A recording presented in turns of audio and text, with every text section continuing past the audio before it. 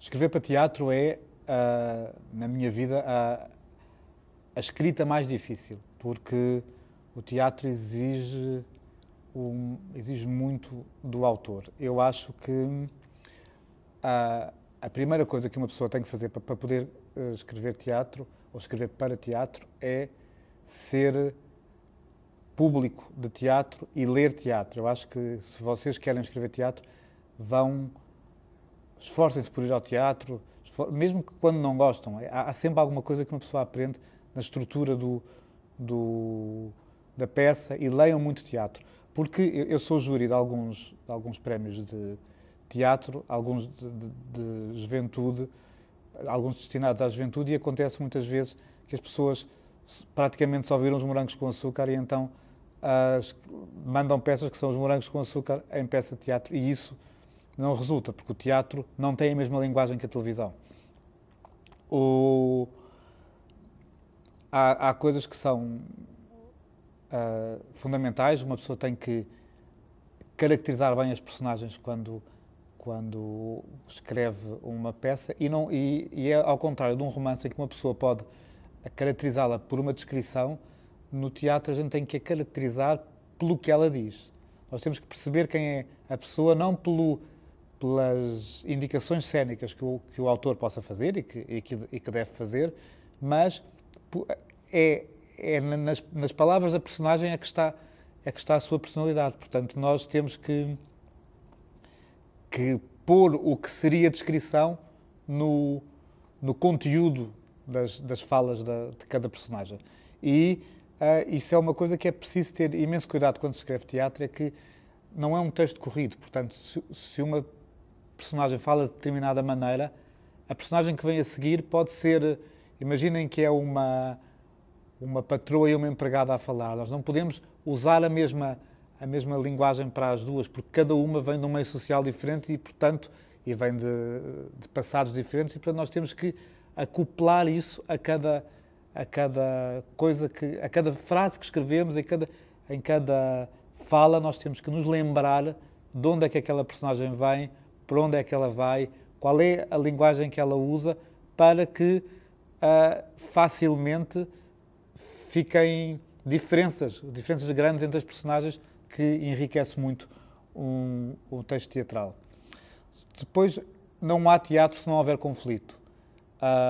Uma das coisas que acontece muitas vezes também nestes concursos de que eu sou júri é aparecerem longos poemas divididos por personagens, mas que não têm qualquer conflito. É absolutamente necessário o conflito no teatro. Eu gostava muito, agora já se usa menos, mas eu gostava muito da estrutura do teatro em três atos, e acho que mesmo quando se escreve uma peça num ato, esta memória do teatro em 3 atos deve estar, porque a pessoa apresenta uma tese, depois apresenta uma antítese e depois conclui.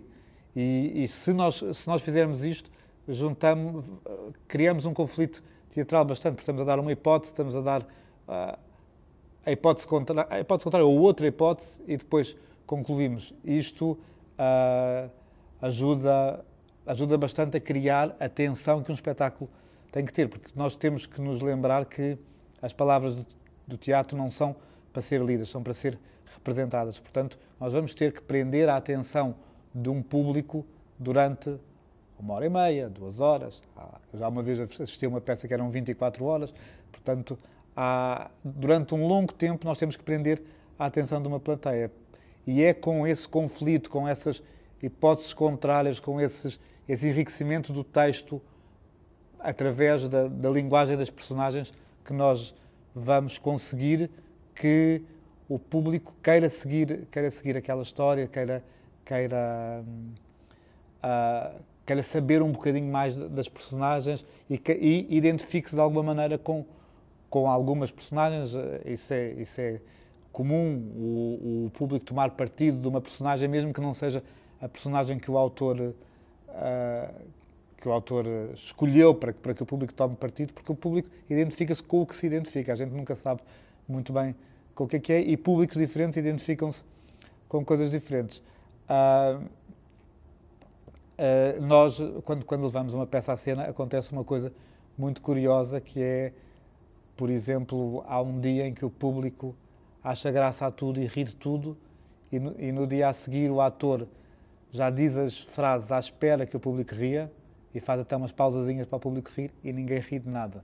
Então nós dizemos nesse dia que foram os chineses que nos foram assistir e muitas vezes gostam muito do espetáculo, só que não reagem a nada e isso é muito engraçado. Mas nós na escrita temos que pensar que vamos ter que criar emoções ao público e que é na surpresa dessas emoções que o público vai ficar preso ao que nós estamos a fazer. Não se deve manter o texto teatral muito monocórdico, por mais bonito que isso seja. É preciso que haja picos, o que a Laura Alves, que é uma atriz muito antiga, que vocês já não devem ter ouvido falar, mas eu ainda ouvi, que ela dizia que era preciso um par de bandarilhas de vez em quando. E, de facto, eu acho que o teatro precisa de um par de bandarilhas, que quer dizer uns picos, uns momentos-chave que despertem a atenção do público quando ele até pode já estar um bocadinho menos atento